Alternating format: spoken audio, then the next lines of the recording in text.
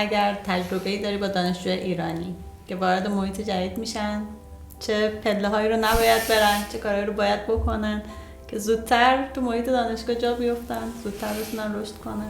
چیزی که من فکر میکنم برای دانشجوهایی که از ایران میاد خیلی مهم باشه و نشنیدم کسی جایی بگه، گرفتن کوچه. باید بپذیریم که خیلی خیلی کار سختیه تو 1-2 سال اول. اینجا یه تایمایی هست که روزهای اول، هفته‌های اول، ماه‌های اول خیلی خیلی مهمه. هر کی بیشتر بتونه راحت‌تر از این تایم‌ها استفاده بکنه، مسیر پیدا کردن کارش ساده‌تر. میدونم شاید می‌خواید خودتون رو نشون بدین و کار خوب بکنین، ولی زبان خوندن شاید حتی از کلاس من هم مهم‌تر باشه. همه میگن زبان بخون. قلق داره. به نظر من از روز اول باید با برنامه شروع کنین، برای اینکه بتونین با برنامه شروع بکنین تو اون تایم فشرده یه کوچی داشته باشه که بتونی بهش اعتماد بکنی که یه سری کار رو با اون انجام بدی. خیلی خیلی مهمه. کمک میکنه کجا باید زبان بخونی، چه میدونم کجا باید بری. اون نقطه اتکا رو باید از خانواده که خب خیلی خوبه باید باشه، ولی باید این نقطه تغییر بکنه به کسی که این مسیر رو یه بار رفته و هرچی نزدیک‌تر باشه به هدفت خب میتونه خیلی کمک کنه.